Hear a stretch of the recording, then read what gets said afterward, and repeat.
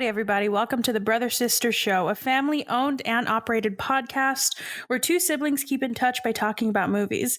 But this week, we're joined by a third sibling, our sister, Emalee. Emalee is an artist that just opened up her new shop called Shop Emmy, where she sells handcrafted jewelry. You can follow her at shop_Emmy, spelled EMMY_. Again, at shop_Emmy_. But most notably, she is the eldest of the Treviño siblings. And later we'll talk about this week's pick, which is Die Hard for our Christmas special. But before we get into that, how are y'all doing? We can start with Emalee because I just introduced you. How are y'all? What are you watching? What's going on? I'm good. How are you guys? Doing pretty good. Cold. I've been watching. I discovered this thing called the SCP Foundation. You guys heard of that? Oh my goodness. Yeah, I found out about that recently too. I was like, this SCP. Homer knows all about it. Have you talked to him about it? I figured he was. I was going to ask him later.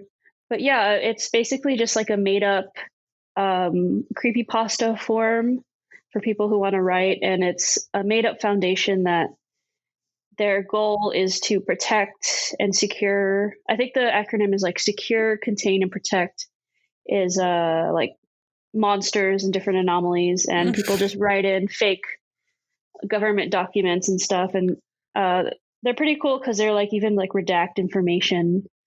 It's like to make it look more legitimate. And I thought it was real. And then I look and it's just all fanfic. It's just like all fake. I was like, Yeah, it looks real. Like when you enter the website, at first glance, it says like, this is a government website, private information. It like warns you. Fooled me. Anthony was like, I think I'm discovering something, y'all. Am I on the dark web? I don't think I'm. Is this allowed? That's cool. I like stuff like that. I don't know if this is the same vein. Like maybe I'll send it to y'all if y'all are on TikTok. Well, I know Anthony is, but there's stuff people do called augmented reality, where it's like they're making content that it looks and it feels real, but it's not. It's like a story, like of people getting haunted, of like. Yeah, they're called ARGs. That's the acronym. Mm-hmm. Yeah. Oh, so y'all are into those? I am not as much as like I'm not really into creepypastas that much, but SCP is really cool. ARGs, I didn't know what that was for the longest either, and I found out what it was recently.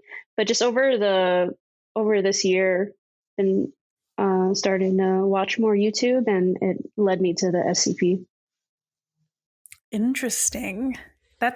That is very creepy. That's getting right into the holiday spirit. Just creeping yourself the fuck out. Yeah. Well, it's there's some YouTube channels who are dedicated. Their sole purpose is to just describe all the SCPs. Ooh. And there's tons of them. That's all they do. That's interesting. How do you get into that? That's so I like that though. If you like creative writing, it could be a good outlet. I was thinking of like one day it would be cool to do an ARG. I want to do it now though, while they're popular, but I really want to fool people. But some people I know that community or people who like creepy videos get mad at.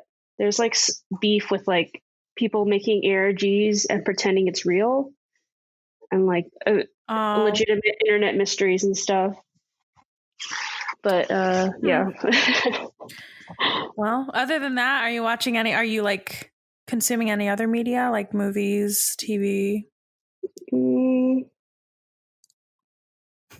I think that's all I watch is YouTube, basically. Anthony, I don't know if you've been listening, but Anthony's really into movie clips. He can't commit to a full movie, but he'll watch a clip. For a couple of days, I was watching this YouTuber. I don't remember his name. But I think there's other ones who do similar content, but they do like the top acting of all time or something. And it's like several video long series and they just play movie clips. That's all they do. Sounds like Anthony's kind of jam. That's what I've been up to. It's a good way of introducing yourself to movies that you might not know. Oh, yeah, definitely. Saw Power Rangers. I got the gist of it. Saw 2 clips. I kind of knew where it was going. I've been watching a lot of stand-up clips. Like right now, I just watched the John Mulaney, like What's New Pussycat bit. Classic. That's really funny. A lot of Tom Segura. A lot of Tom Segura. He's funny. I like him. Like some of it, like his timing is really good. I said this last episode, but his timing is really good. Mandalorian. I've been watching Mandalorian. It finished. What's today? Saturday. It finished yesterday. So I won't go into spoilers, but what a freaking episode! Dad and Homer asked me if I watch it. I'm like, no. You should. Do you even know me? No, it's very good. I don't like I don't really like Star Wars at all. Sorry. I don't ever apologize for that. I've been watching Star Wars. I think I would like it if the fans weren't as annoying as they can be. I've been watching the latest trilogy, and it's pretty good. I'm having a fun time. Kayla and I have been watching those. The newest episode. One? Yeah. I mean, The Mandalorian seems like I've never watched it, but seems it's good. It's fun. It's different. It's definitely different from any Star Wars. I mean, it's the same but different. I don't know. What you been watching, Livia? I don't really know. I'm the same as Emily. I've been watching a lot of YouTube videos, like ones that I really like. I'll just have them on a loop. Just I like different YouTubers like Drew Gooden. I watch all of his videos. I've seen probably all of them, like maybe 5 times. I love his videos. Cody and Noel, I watch theirs a lot too. Just I kind of just go on my homepage and whatever they like suggest to me, and it's usually videos I've already seen. I'll just watch them again. But yeah, I haven't really like watched anything new in a while. I'm pretty sure I have, but I can't think of any. Nothing new. It's hard. December is such a like busy month that it's hard to get into anything new. I have watched a new show that I told y'all to watch, but I don't think anybody's watched it yet. I can't remember the name. It's like Auntie Donna's Big Ol' House of Fun, I think that's what it's called. And it's wild. If you like Comedy Bang Bang, this show is perfect. I specifically told our family to watch it, but I think I should have just suggested it to Homer because I think it's the exact kind of show he would like. It's just weird and like, yeah, it's just like, I don't know if it's like absurdist comedy. It's not like Eric Andre. It's like between Comedy Bang Bang and Eric Andre. All right. I think somebody would like it. So like I suggest just the first episode. Just try it and see if you like it. Because I was obsessed. What's it on? Netflix. Okay. I want to watch I'll check that out, but I would definitely want to watch Nathan For You. Oh my God. That's like one of my favorite shows of all time. Have you seen Nathan For You, Emily? No, I haven't. What is that on? HBO. I think it was on Hulu. I don't know if it still is, but it's definitely on HBO now. I kind of watched an episode of that. What is it? How To? Mm-hmm. With John Wilson. Yeah, that was. That's really bizarre. It's so. It's you just need to keep going though. It's so good. Nathan For You is almost not exactly like it, but it has the same tone. It's a lot more cringy and a lot more hard to watch. And those are real people, right? He talks to. That's the same thing with Nathan For You. It's the same. It's just real people. I think I saw the circumcision one, that episode. That was my introduction. That's the first one you saw? Yeah, well, because Claire and our friend, she came over and she showed us the show. I was like, oh, that sounds familiar. I think someone in my family mentioned it and we watched it. I was like, oh my God. Is this real? Okay, yes. That was not that. Yeah, that's the weirdest thing. The weirdest episode that you could have started on. Was that the one with the invention too? Yes. Oh yeah, I didn't like that. Yeah, that was awkward. I had to skip through a lot of that. But We were so it's been a long time since I watched something that made me open my mouth. Like I was like, oh my God. You have to watch Nathan For You then. Okay. Sounds fun. I think I think both y'all will really love it. So I want y'all to watch it and then we'll revisit, because at least just like 1 or 2 episodes. Because I think it's rewarding. The very last episode, they haven't, I think he's basically done with that show. So it has a fully completed like episode list, and the very last few episodes are genius. But Nathan For You? Yeah.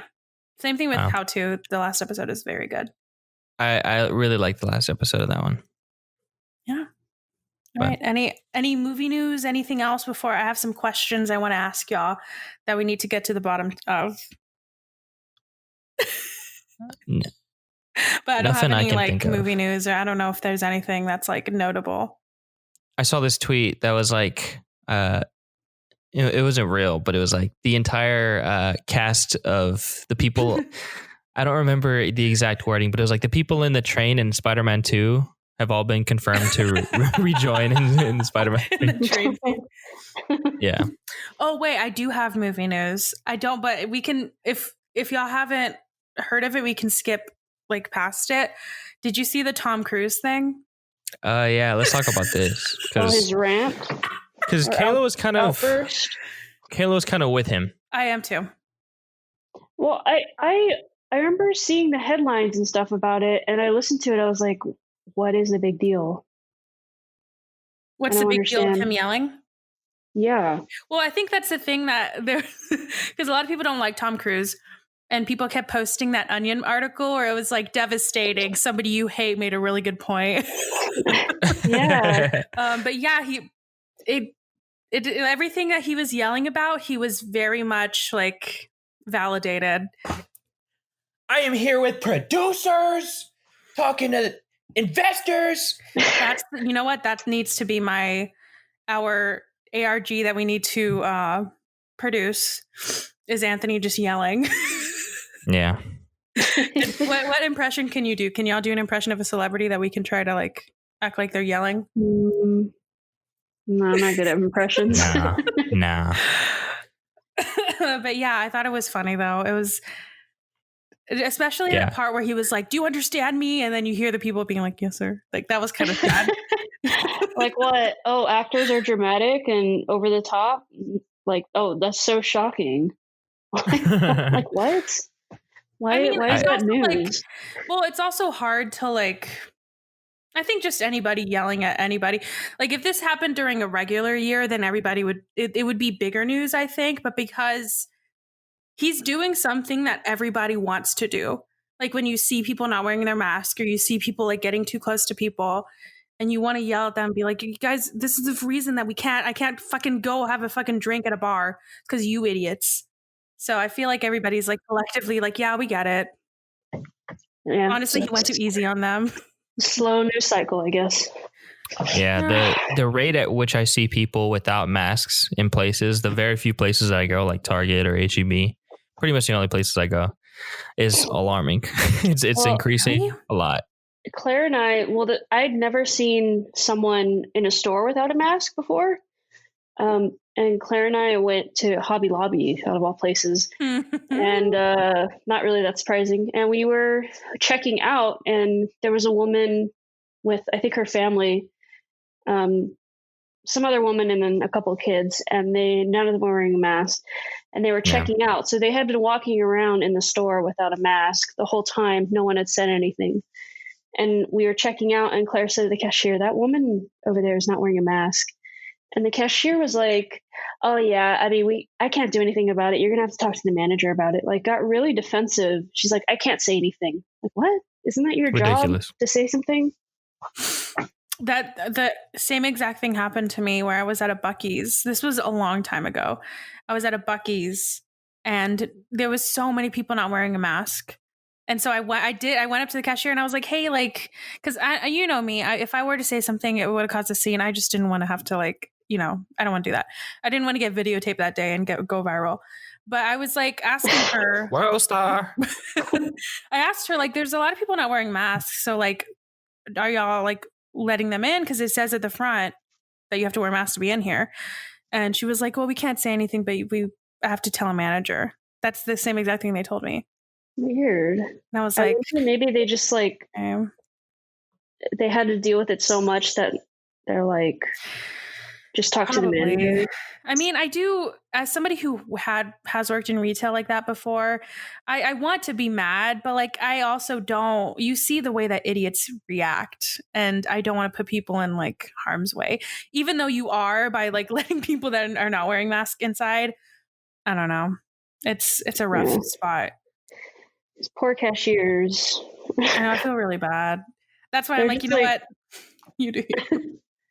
When I see people with like without a mask, I get upset. I'm like, well, come on, dude. Like, you traveled all this way and didn't think once to put on a mask.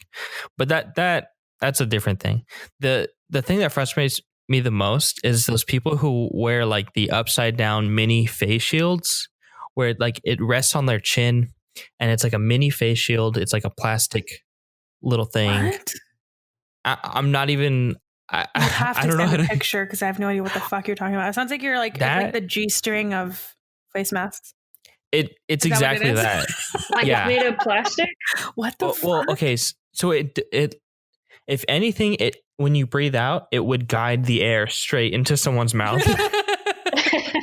It's so frustrating to see anyone with that. They're like, so we're not as concerned about protecting as we are pinpointing where it goes. I want to be able to direct my, I want to know my exact that stats. Challenge of blowing a candle up from another room. You could do it from a football field with that one. It's so wild. It's literally so frustrating. It's just really sad that like it's literally the least you could do is when you go in the store, and you shouldn't even be going that much. And every time I go to the store, it's like, I don't know, 30 minutes max, because I know what I'm getting. I'm in and out, and it's.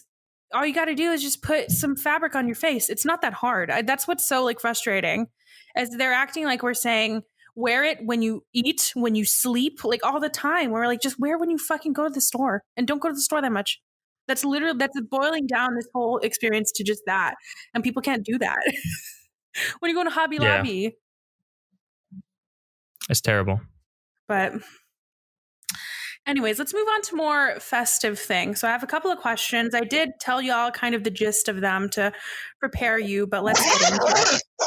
So first, let's talk about, while Emilee's, I don't know, pitching a tent. What the fuck are you doing? I'm sorry. What the hell? This is what happens when you're staying at your parents' house and you don't live here. They're making you a tent. Like a camp outside. Every time I get here, it's like so stressful for like no reason. I like stress myself out. When you come there, or they stress you out? No, I think it's just me. I mean, now that I have Columbo, it's just like it's like bringing a baby. Yeah, it's just so stressful. Now I understand how like a new parent will feel. Did you bring the diapers or the blanket he likes? Okay, first question. What movie feels like Christmas to you? Anthony, first. Love Actually. Oh. Love Actually. That's surprising. It just feels like Christmas. But I mean, like, there's the classics that I know you guys are gonna say. Because it's just like, that's our family. Like, there's the like Christmas Vacation, of course. But like, I don't know, there's something about Love Actually, because like it just brings everyone together. That's what Christmas is, you know. It just brings everyone together. Not this year, provided, but it's like the exact amount of bad, you know, that you need. I don't know what you're talking about. I like it. I mean, if with that many storylines, there has to be a few that you don't want to watch. Come on. Nah. I haven't seen it in a long time. Which storyline do you hate the most, and why is it the one that goes to America? Hit it on the nail. Have you seen it yet? This season? No, not yet. I don't think it's on anywhere. But I definitely so you don't will. love it enough to like buy it. Okay. No. All All right, Emily. That'd probably be the number one. Yeah. I mean, what a movie that feels like Christmas but isn't necessarily Christmas. No, it's just like it's kind of like a spin on what your favorite one is. Like, what's one that you see it on or you put it on and you're like feeling like it's finally Christmas because you're watching this movie.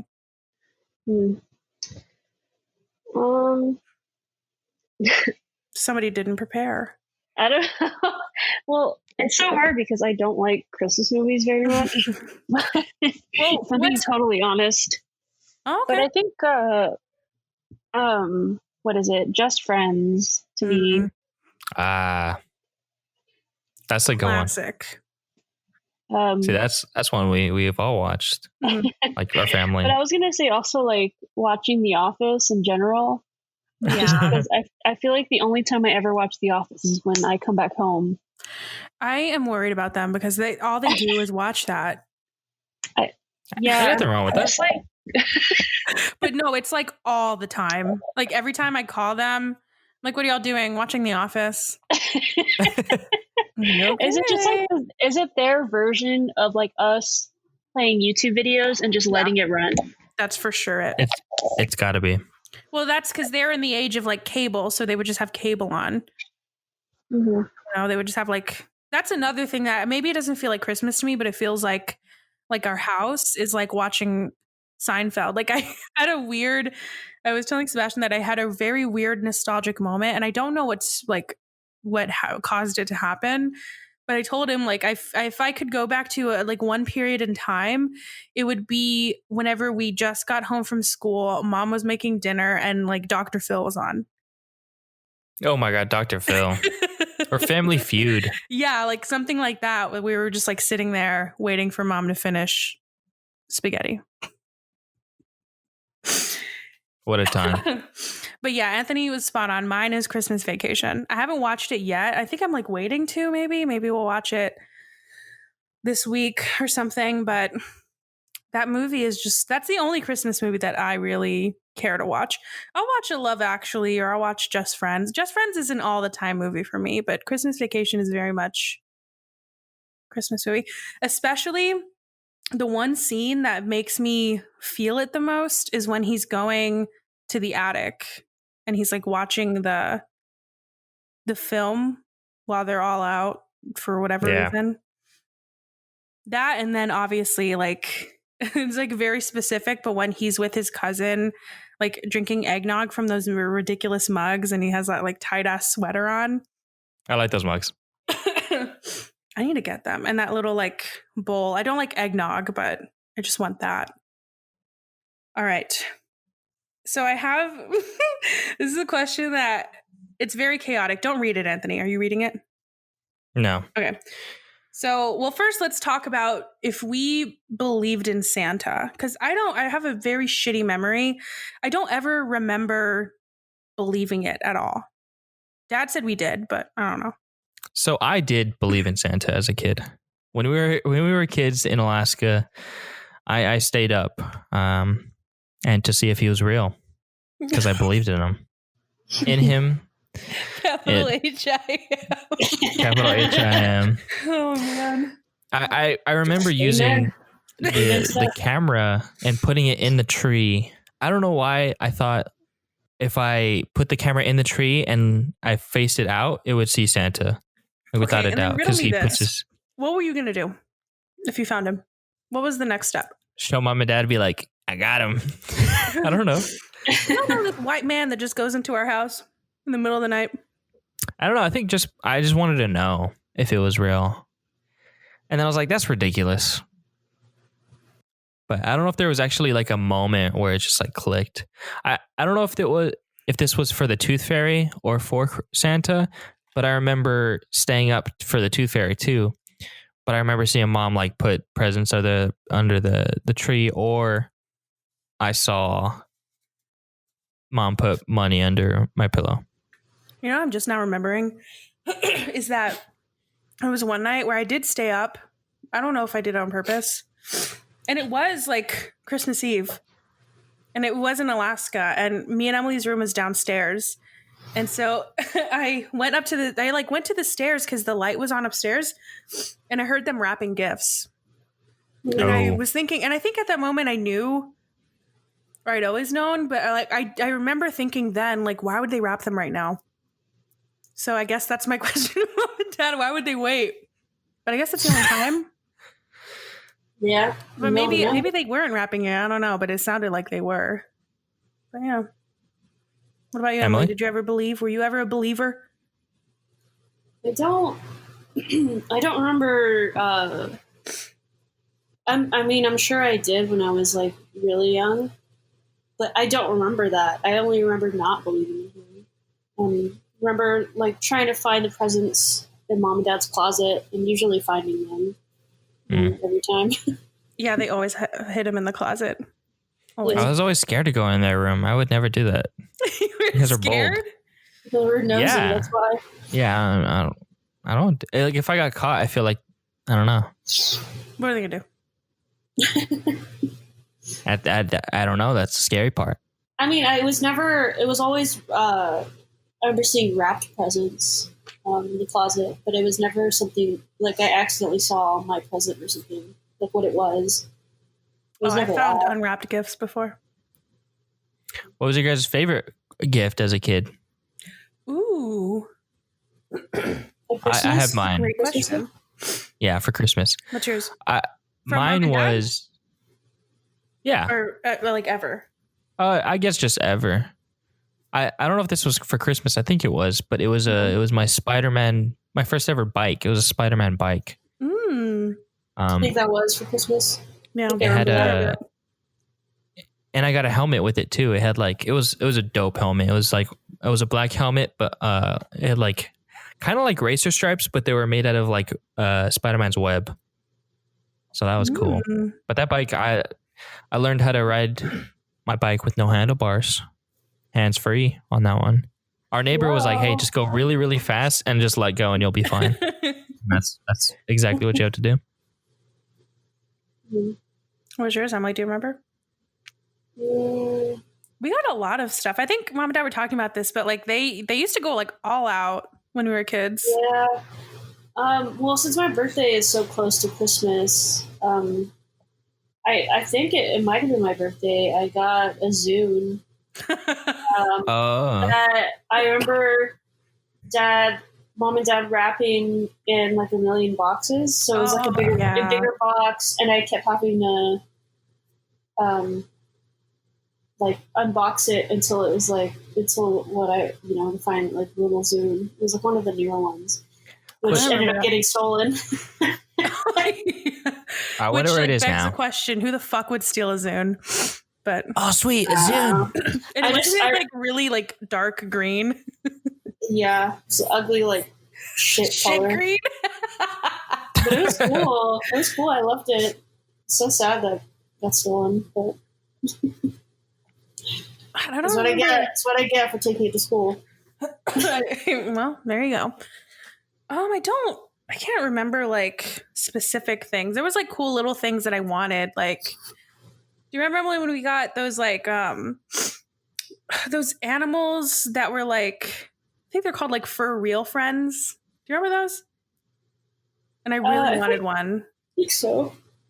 And it was like a panda or something. I don't know, but that was cool. Yeah, I don't know. I wish I remembered that. It was kind of like Polly Pockets. Oh no! Yeah. It was animatronic. Mm-hmm. It was all like moving. Yeah, those were a big deal back in our day. They would never get us pets. Dog or cat. We had those frogs for like a month. Yeah. Yeah, I know we got a lot of cool shit, but I don't remember anything specific. And back to the Santa thing. I just remember this. Like they went out for that too. Yeah, like, they did like the carrots. Carrots. So I remember the Capri Sun. The Capri Sun? Yeah, they would leave a Capri Sun. It would be like half drank. I want to know. I guess we should have asked Mom and Dad this, but like, who ate that?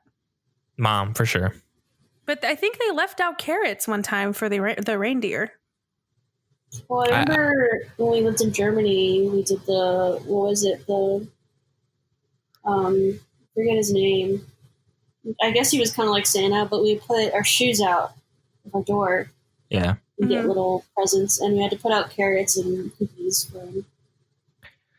I remember cookies. I remember milk, but I also remember Capri Sun. Maybe mom just wanted Capri Sun. She's like, "Ooh, we can have this later tonight." I think in the UK they leave Santa like alcohol, which is exactly what I would do. Milk. That's like promoting drinking and driving because that's what he does at night. The reindeer do all the work. He just sits there. That's true. So that brings me to my chaotic question that I didn't prep y'all for. So Santa, the concept of Santa is fucking insane, right? Just like some random guy comes into your house, leaves you gifts, leaves. So if you could pick one actor, because this is a movie podcast, one actor to come into your home in the middle of the night, Santa style, leave you gifts and leave, who would you pick? Oh my goodness. I'll go first. Michael Shannon for sure. And you don't see them, you don't meet them. They just come into your house, leave you gifts, and then leave. You just know that they're in your house. Well, they can like eat something. Like you don't have to leave that. You can leave them something, but they eat something and then they leave. So they Santa your house. Who would you pick? This is you, Emily. I don't know. What is that Danish actor? Mads Mikkelsen.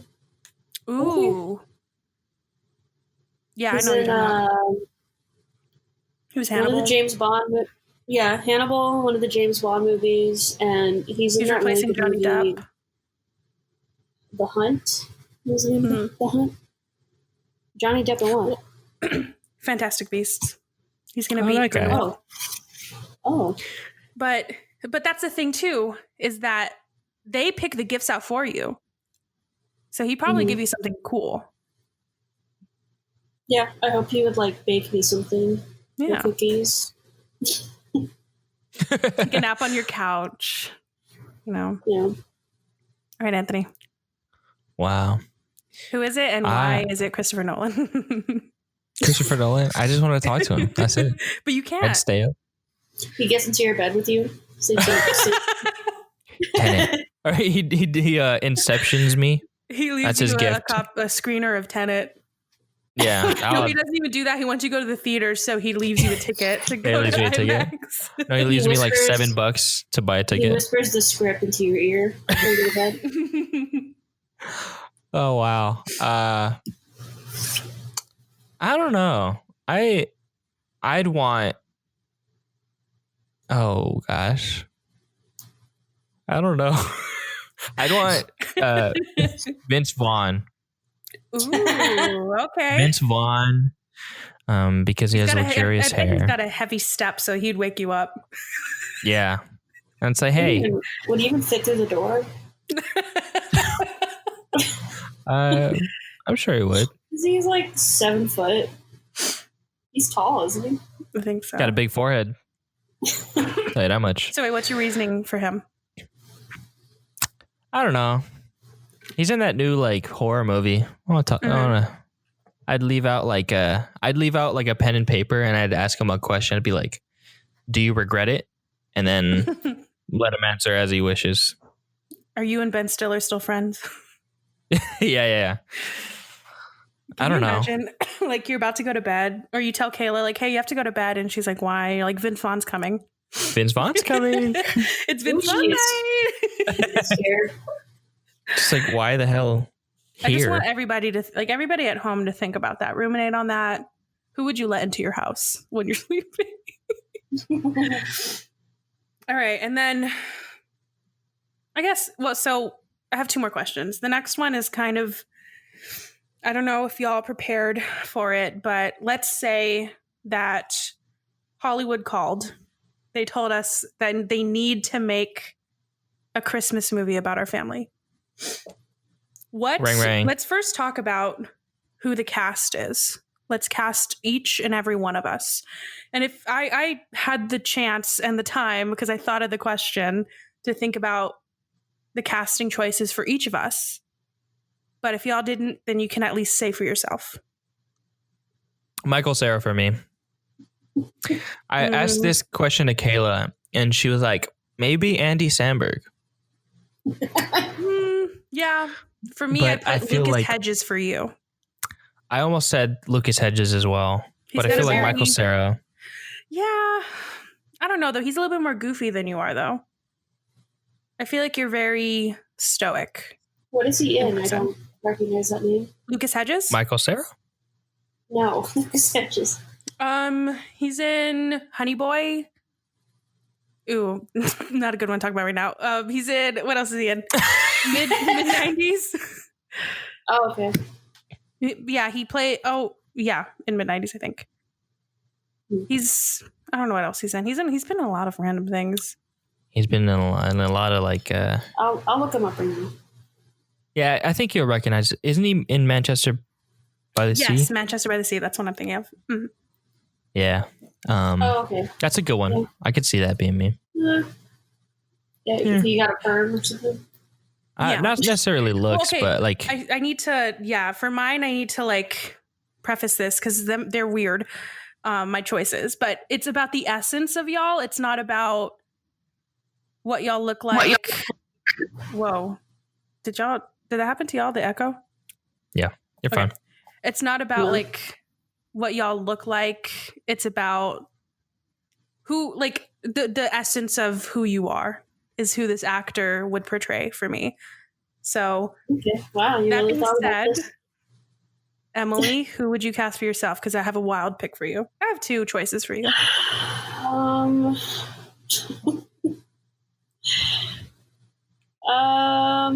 I think I would say, what's her name? Ali Shawkat. Oh, okay. Well, I don't know. Just Who because that I is. wish I looked like her, so I want someone who I wish I looked like. So She's like, maybe like- in Arrested Development, Anthony. Oh, okay. I See that.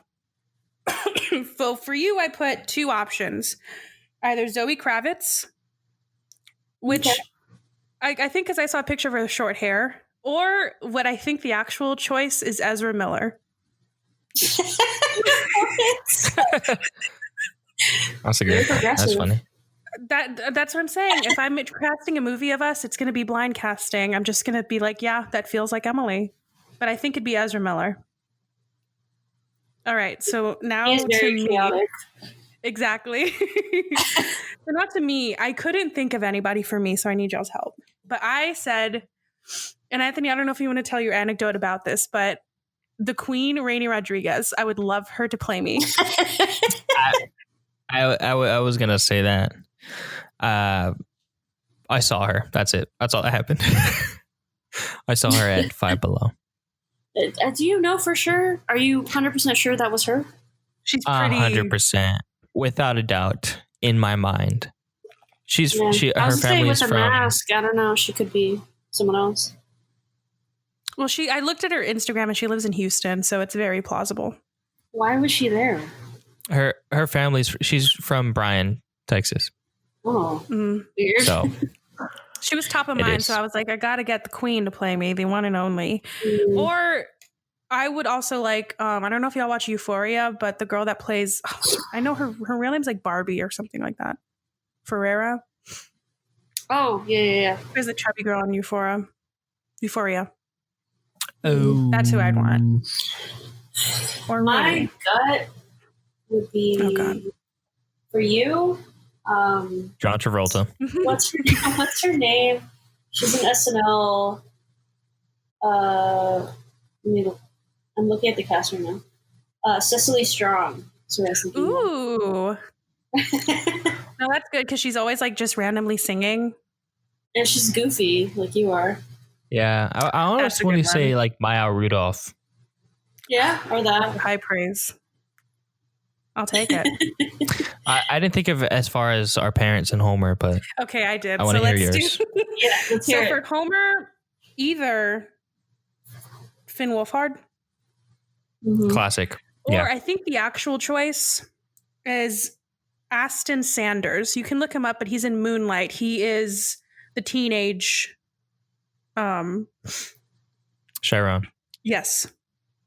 Oh, okay. Just I the could see way that. in the movie, the way he carried himself and the way he walked just felt very Homer to me. And he was just super quiet. Like, it just reminded me so much of Homer. Or Finn Wolfhard. I can see that. Finn Wolfhard just looks. Homer's. Yeah. That's funny, though. So for mom, my choice is Frances McDormand. She's in Fargo. Oh, I can see that. Or the mom from Arrested Development. I forgot her name. Jessica. I think it's Jessica Walters or something. She would be great.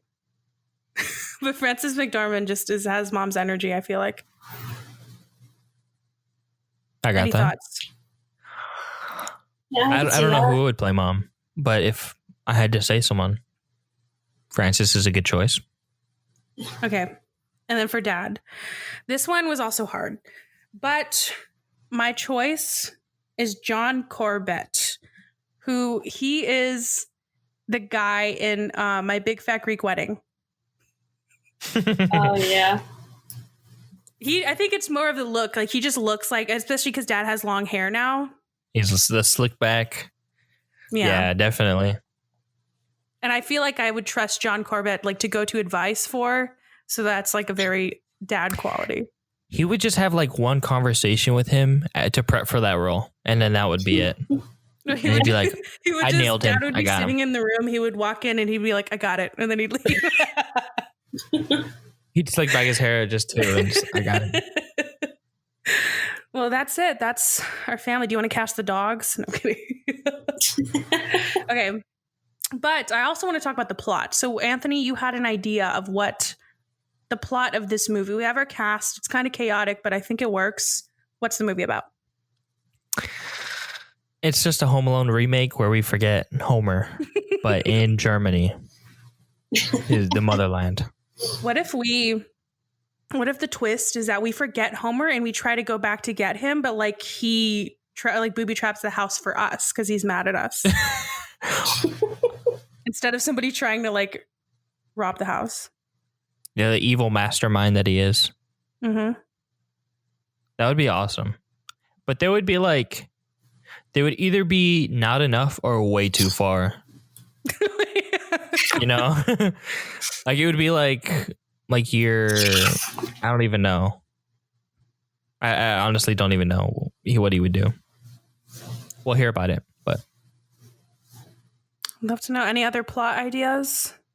I I think just that's a thought solid one. now. It had nothing to do with us, but I was thinking like the dogs. So my dog and Patty, Elliot, and your cat are. Mm-hmm. It's like a talk. Remember that era of movies with the talking animals? Do I? Hard to forget. So it's like them. They go on an adventure or something, or they're like feuding. Oh my god. Okay, this you might have to cut this out because it might get too long. But we got to cast the voice actors. Okay. Helen Mirren for Patty. We've already said that before. We've established that. Elliot is Morgan Freeman. No, I think he's more of like a Bill Hader, Zach Braff or some shit. A Nick Kroll. Ooh, Nick Kroll's good. No, he's a John Mulaney. Who are we kidding? He's probably John Mulaney. Okay, Emily Columbo, your dog. I don't know. Him and Elliot are very similar, so maybe a similar actor. Nick Kroll and John Mulaney. They just go together as voice actors. So. Or what is that? The guy who plays in Parks and Rec. He's Aziz Ansari's friend. Oh, Ben Schwartz. Oh, Ben Schwartz. Yeah. I feel Elliot for him and for Columbo, like, one of the other ones you guys said. Yeah, it'd be funny. I like this movie. I'd be an investor. Well, first I'd of put all, some money down. Let's cast my cat. How fucking dare you? Oh, no, let's move on. That's it. Like that video I sent y'all where the dog was in front of the TV in The Simpsons. They're like, oh, totally look, so cute. And then the cat, he's like, get the fucking cat out of there. Yeah, we're done with this. This movie is fully cast with no one else. Fine. Who would you say? I don't know. Exactly. God. Who is somebody that's like annoyed Betty all White. the time? No, like somebody that's like, I don't know, or something comical, like a Dick Offerman. That would be funny. Yes, That's perfect. Yep. Serious, but also funny. yeah. He's just annoyed, but he like, yeah, exactly. That's perfect. He's annoyed by all the dogs, so he's like, that's perfect. Or Are you know you what happy? it is? Like they're the main characters, like the story's happening to them, and he's just in the background, like making fun of them and like having little quips about each of them and how much he hates them. And we're like we're side characters. Like they don't even like show our faces. No, it's just like our necks down. But all of these famous people, like very famous people, are all still cast, so it's still them, but you don't see them at all. Yeah, that's perfect. All right, now we can fund this movie. How dare you? I can't believe y'all left my cat out of this. The disrespect that we get. I was gonna bring him up too. I was like, wait a minute, we're missing Anthony. I honestly completely forgot. You're so mean. He left the room because he hates My y'all. bad. All right, and then we can end this Christmas section, or we can, if y'all have any questions, but this is my last question of just what is your overall favorite Christmas memory? I can go first. Well, mine's not really a Christmas one because I don't have a lot of Christmas, or I don't have a lot of memories, but like my favorite, I don't know if it's my favorite, but one of the funnier ones to me is that time that Dad was deployed and Mom was like, I don't want to make a full meal for Thanksgiving. And so we went to McDonald's. I remember that. When was that? It was in Alaska. It was a long time ago. I don't remember that. You were little. Yeah. I think mine is probably anything with the snow. Anything that because like we just went out and had fun, made snowmen, snow little people, and tried to make caves, tried to make a little igloo, and then we just come in and watch movies, or watch movies and then go out. Movies, I feel like, really brings our family together, just especially during Christmas. I mean, I think definitely we watch a lot. Like, any of the times where it was just us, the immediate family, because it was just like not as stressful, and we just only had to worry about like what we were doing that day. I guess it's very similar to like the feeling now. Like I don't feel stressed out about having to meet everyone else and whose house are we going to, what day. So there's something like just so stressful about that. It's like, I mean, I do miss doing it. Like I did it was stressful, but when it happens, like that one Christmas, I think it was like the first one that we were here after we moved here, and it was everybody. Like that was pretty stressful, but it was fun. When we stayed up like till midnight and everyone opened up gifts, that was a lot of fun. I like that too. I do kind of miss that whole like just us.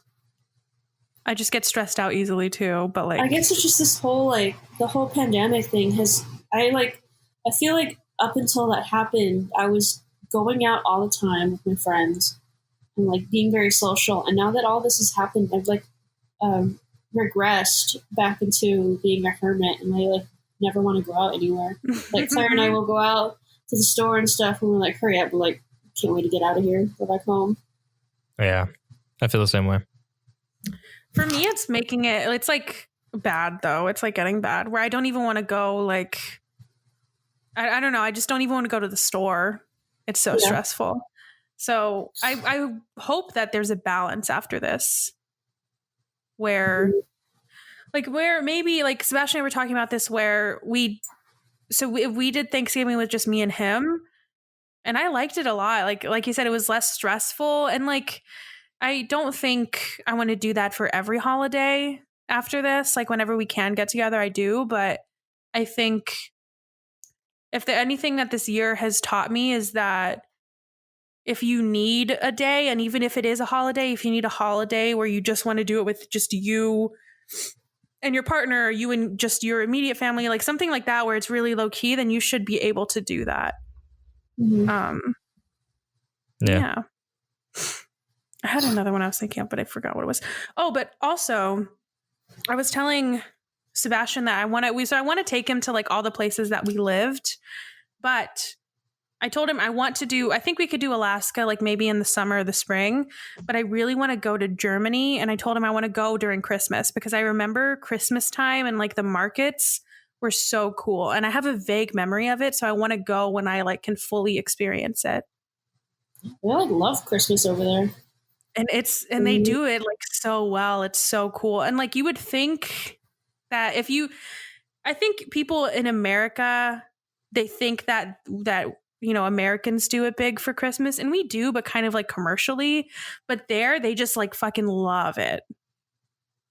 Yeah, like all these like crazy traditions and folklores and stuff that go along with whatever they're doing.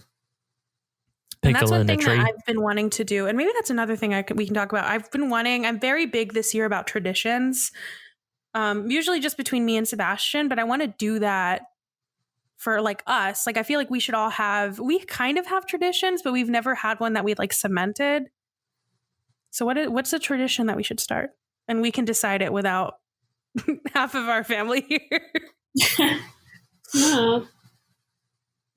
There's this one I saw on TikTok. It's not related to Christmas, but I want to have weird ones like this, where this girl, she said for anybody's birthday, their tradition is that you have to, when whoever's birthday it is, they have to cut the cake. And while they cut the cake, they have to scream. And what? Yeah, they just have to like scream as loud as they can, whoever's cutting it, just that person. And then the grandma, like the matriarch of the family, like judges your scream. If you like say it's good or not. And it sounds weird. And the video was so funny because the girl screamed and the grandma was like, oh, come on. And it was just so fucking weird. But that's so like funny and such a cool, like just random ass tradition that a family has that I was like, I feel like we should do something like that. Mm. Yeah, I mean, it's never too late to start that. But I gotta think of something. Maybe we can do where instead of lying to our kid, when we have kids, instead of lying to them that Santa comes, we can pick somebody. We can say, well, Vince Vaughn is coming. Vince Vaughn is coming. Better be nice all year because Vince Vaughn is coming. Or we could do like a specific kind of tree. You know, like we put, instead of a star at the top, we like put some like random ass thing. Yeah, that'd be really following funny. like Festivus is like a pretty. Festivus is big. Pretty epic. True. I don't know, something to think about. A weird family tradition, and maybe we can figure it out next year. We'll share with everybody. I don't know, but yeah, we can all scream at the tree. I don't know. I don't think Mom and Dad got a tree, did they? No, they did. One. It's a little one. All right. Y'all satisfied? Want to move on to the break and then talk about Die Hard? Let's do it. Yeah.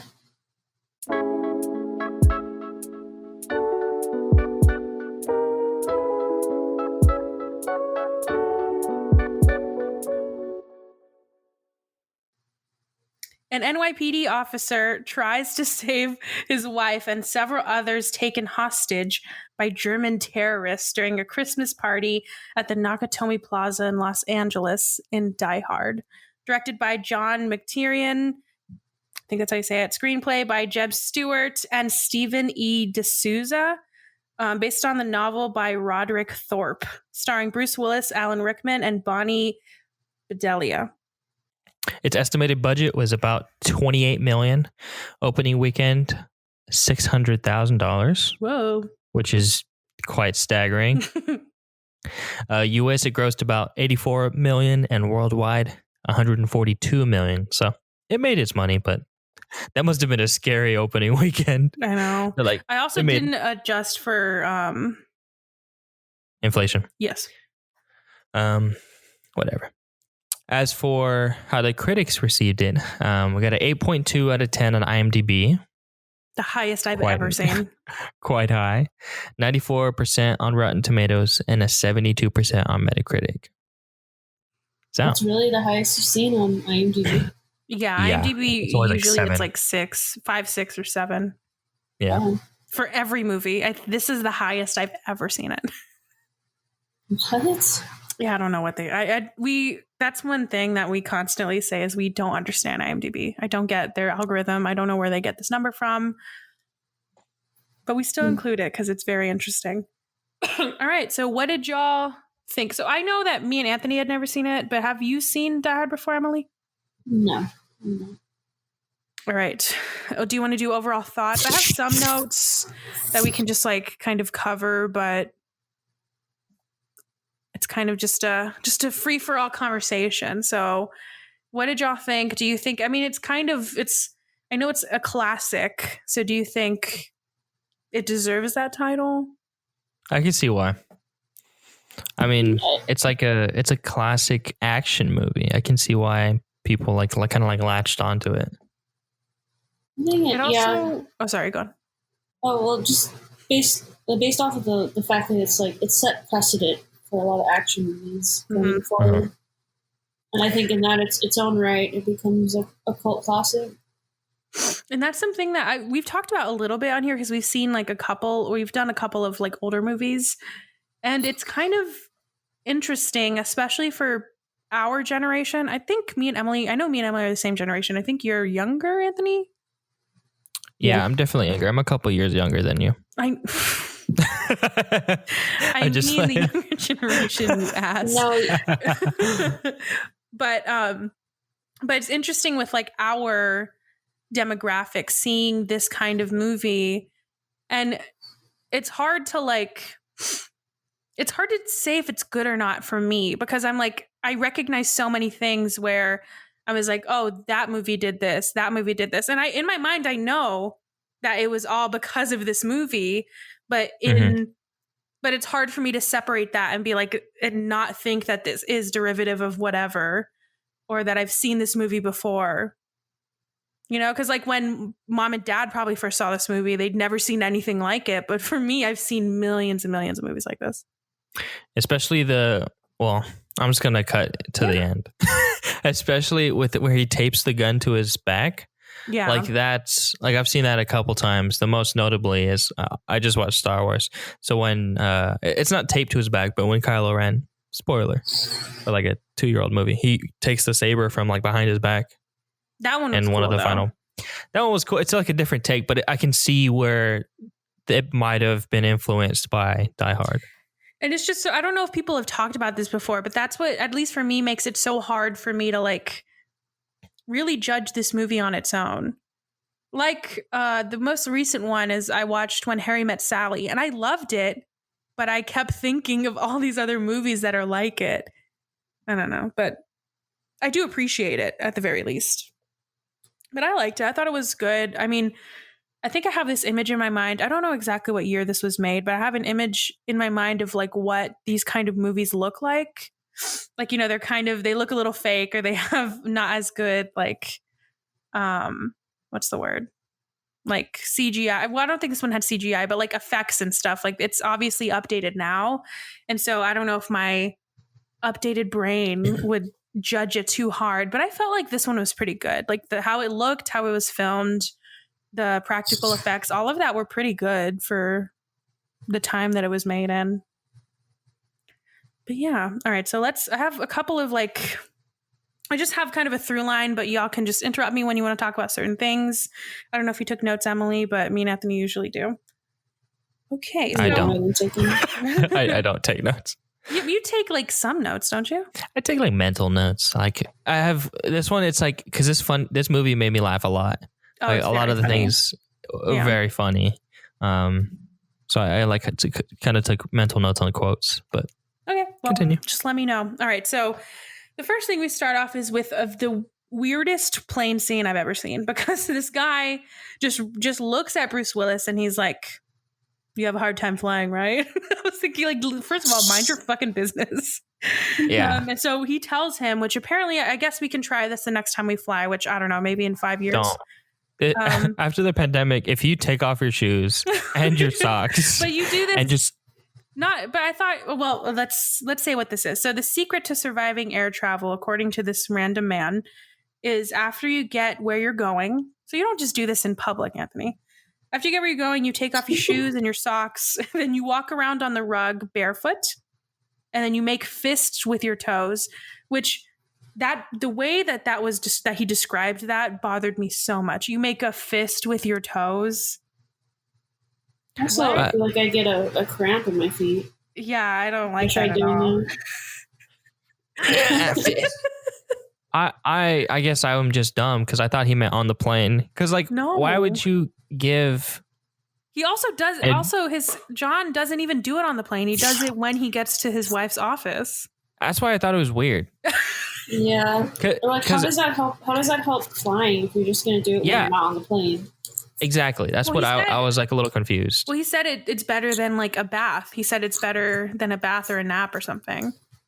Is it just was it just like the basis of him being barefoot the whole movie? Yeah, definitely. Yeah. Is that the only reason why they put that in the movie? But I'm pretty sure. Even when he did do it at his wife's office, he didn't make his feet into a fist. He just kind of like wiggled them. And that's how the guy does a fist. He's like jazz hands. Yeah. I'm going to punch you. Another thing, though, about this plane ride that I wanted to note is that he brings this big ass bear for, I guess, his daughter. I don't know. Yeah. But he puts it in the overhead compartment. What kind of fucking psycho do you have to be to bring a big ass bear that you could buy at any store in LA? Like, what is stopping you from doing that? Going to the airport, like people must have thought that he was picking someone up, but he's like, no, this is my carry-on. Also, how did that not get confiscated? Because that for sure looks like something you put drugs in. Cocaine? There's cocaine in that. 11 days. Oh, yeah, I forgot. Wow. See, I can't see the context of this movie is like lost on me. But that's that. Yeah, it's kind of hard to imagine. Definitely. I know. Well, the thing though that bothered me, even without the whole like security stuff, is I would love to see. There was somebody on that plane that was like tried to put their bag up there, and then the flight attendant was like, sorry, we don't have any room. You're going to have to just put it on your lap. And they're uncomfortable the whole time. It's a flight from New York to LA. So it's like hours of them having to uncomfortably have, their bag on their lap. And they're like, fuck, like, why did they overbook this? Whatever. And they're about to leave and they see this man. His asshole with the fucking bear. A fucking bear. And he doesn't have any shoes on. He's bare feet. He's barefoot. Terrible. He's holding up the line because he's like making his foot into a fist. Everybody's yelling. That's the movie I want to see. I wouldn't, if I was Bruce Willis and that guy told me to do that. I mean, going back to that comment, yeah, I'd been like, this guy wants to see my feet right now. This guy's a pervert. He wants to see my feet. He's like, you know what'll make you feel better? Let's see him toes. Show me your feet. Show me right now. Can I have your socks too? I want to make sure they smell nice. Is this speaking? Please go on. I was gonna make a Quentin Tarantino joke. But... Oh my God. All right, you're that's the joke. That's the joke. That's fine. You can connect the dots from there. Something Quentin Tarantino. All right. So speaking of Bruce Willis, so we meet John McClane, who is played by Bruce Willis. And they lay out his whole entire story like pretty thick at this point. So he just moved out, his family just moved. They moved from New York to LA. He had to stay behind, which is why he was flying there for Christmas.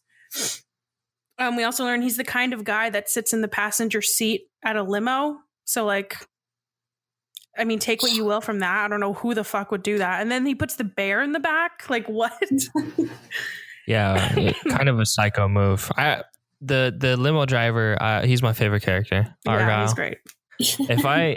If I could go back in time and do anything, I'd be in that movie, and I would be Argyle. You wouldn't be such a funny character. You wouldn't even be able to get close to doing that. I would Keep want dreaming, to. Kid. I'd want to try to be Argyle. Oh, and we learned that he's a cop. It's pretty important to the story, but yeah. Oh, and I just wanted to ask y'all what y'all thought of the cool futuristic tech in this movie. Because one of my favorite parts of this movie, I have two. This is number one, is he goes to the building that his wife works at. And the front desk guy is like, hey, if you want to find her, you just got to use this cool little computer. And I was thinking, okay, cool. Yeah, I mean, he was able to find this. Why the fuck is that guy employed then? Like, he just stands there and tells the person how to use the computer? Use this. That, but also like the line that he says right after that was so stupid. He's like, yeah, if you even need to take a whiz, it'll tell you where your zipper is. That was so dumb. That's why, I hated that. You know what? But that's why they pay him the big bucks, to make people feel welcome. Stupid jokes to like refer that. to their zipper. He's like, right in front of their privates. He's like, so we have a foot scanner that you're going to have to use. And he presents his hands. His hands are the foot scanners. So this building's not a normal building. We are actually a shoe check, not a coat check. So you're going to have to leave your shoes with us. Sign me Socks up. and all. All right. And this movie, it feels very much, I think it was an 80s movie. I have no concept of time. But either way, it felt very old and I loved it. From the very fake background in the building, I don't know if y'all noticed, but like when he goes up to the office and there's like a skyline, it looks so fake. And I loved it so much. And Bruce Willis has hair in this movie, which is not something I'm used to. But I love it. Very bizarre. And I saw his feet. Not something I used to, but loved it. And so John finds his wife at her job's Christmas party. And while that's going on, Alan Rickman and his bad guys, I don't know what, they kept calling him terrorists, but then they were like, we're not, I don't know, it was very strange. But I guess him and the bad guys, they're setting up their whole operation, whatever the fuck they're trying to do. And I truly hate to say this, Anthony, but this movie reminds me so much of Game Over Man. And it made me so upset that I thought of that. But it's exactly that movie. You know, it's funny because I was going to say that this movie reminded me so much of Paul Blart. Because at the end of the day... Why would anybody say that ever? They're the same movie. The only difference... Die Hard. There's no difference. At this point, what did you think was happening, Emily? Because like I was a little lost, but I was also very lost in the movie. Just like with the introduction of the German terrorists and Alan Rickman. Yeah, but I guess it was like you weren't really supposed to know them too well. I guess they were just like Alan Rickman was the more important villain to know or something. Like what they were doing. I still don't know. I mean, I'm also very dumb, so maybe it's just me, but I also still don't really know what the point of them doing this was. Was it just money? It was just money. Well, like, it was funny. I was watching it in the living room, and if his dad's listening, I don't know if he realizes that he did this, but he was showing the part where they were, like, messing with the wires and stuff, like, the like, electrical, the hotel, or the apartment or whatever. And Dad was like, oh, yeah, they're trying to do that. He, like, stopped what he was saying and then walked out of the room. Went into the other room. I was like, what are they doing? I never heard what they were doing. Spoil it. Oh, my God. That's one thing that Grandpa does and that Dad is starting to do and I'm starting to do. I don't know if y'all are starting to do that too, but I do that all the time. With Sebastian, my thing, though, is I'll like start a sentence and then I'll know what I'm saying, but then I forget. So I'll say like, yeah, I have to go, you know. And Sebastian's like, no, I don't. You know, and then I never finish what I'm saying. You know. Or I start talking before I even finish my thought in my head. And I pause. That doesn't bode well for podcasts, and I do that all the fucking time. That's so funny. Wow. In my mind, I'm I like, wonder, In my mind, I'm like, I can't wait to see where this is going. Yeah, Dad did that. I was like, oh, okay. The anticipation is killing me. He's like, oh yeah, they're doing that. Well, I wonder if he knew that you had never seen it and he was trying not to spoil it. But like, say that. But I mean, I don't think he would have said anything that spoiled the movie for me. No, Because he it was would very have. obvious what they were doing. They were like cutting the power or something. If there's one thing I know about Mom and Dad is they love spoiling stuff. They love it so much. No, I don't think he did at all. No. Like, So that's even funnier. if anything, it made me more curious. I was like, what were they doing?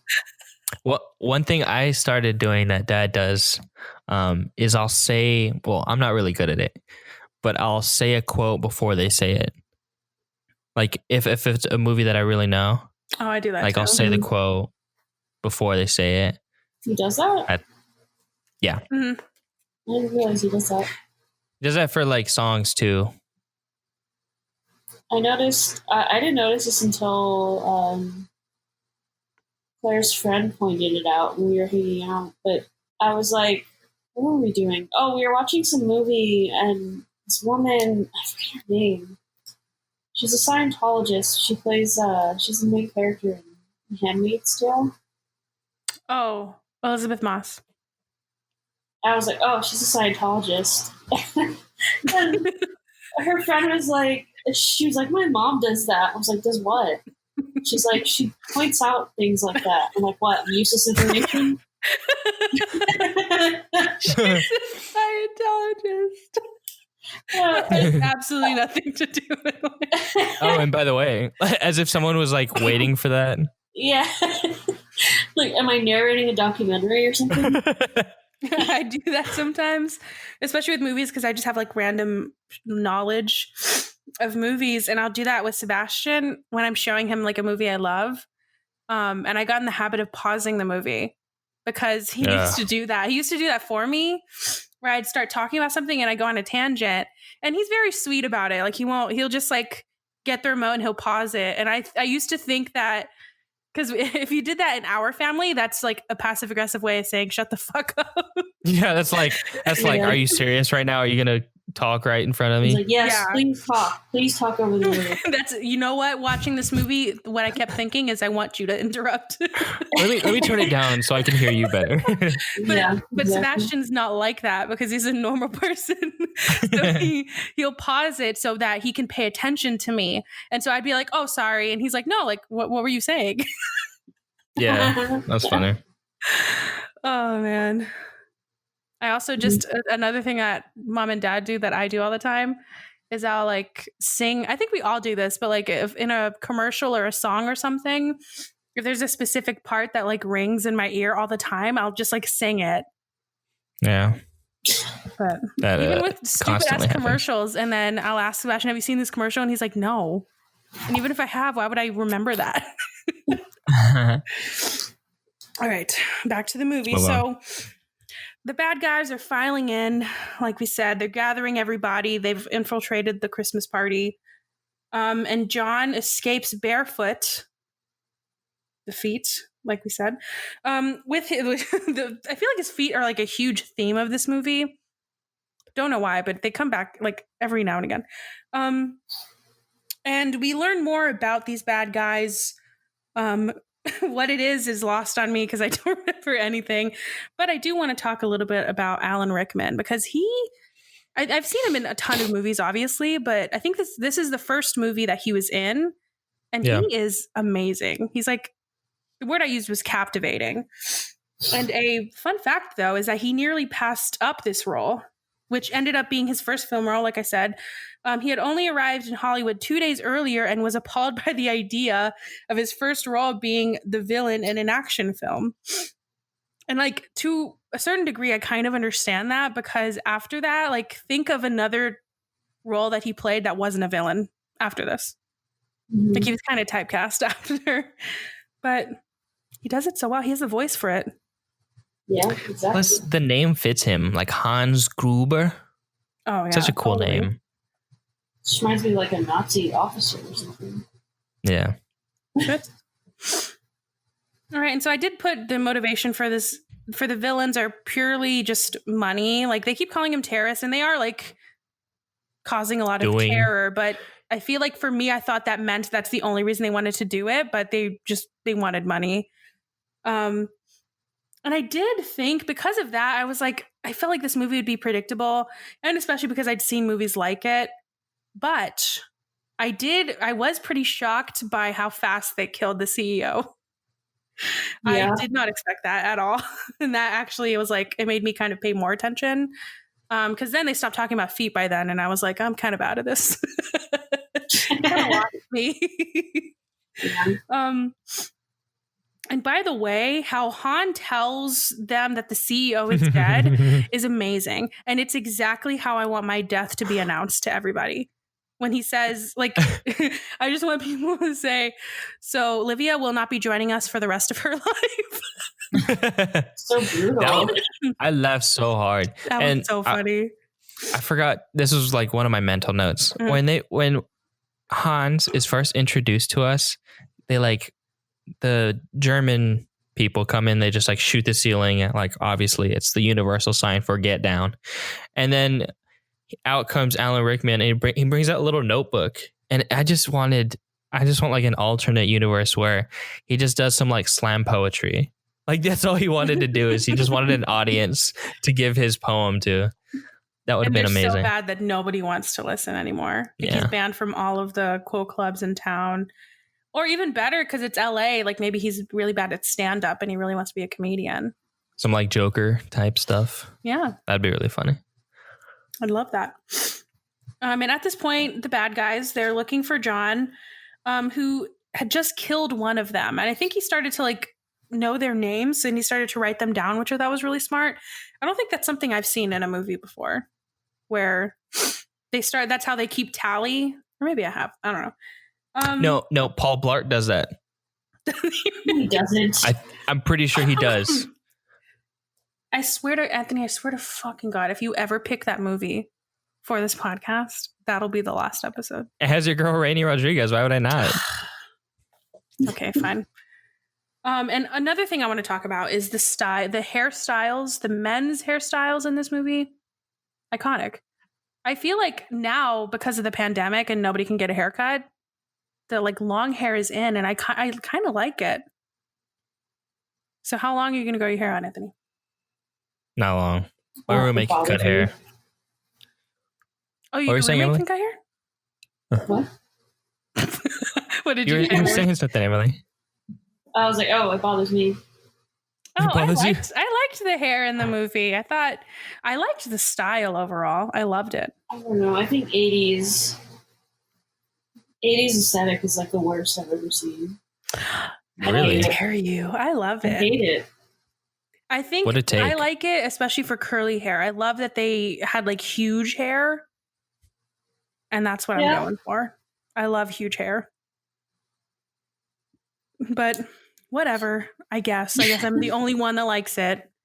Now, I feel like I'm kind of the minority in thinking that. Well, what kind of like style decades wise do you like? 90s? Yeah, probably 90s or say 1880s. 70s is like a good it's like over the top but also a little bit more tamed. I feel like 80s is just like what the hell happened? Yeah, they're a little like a Great Clips blew up.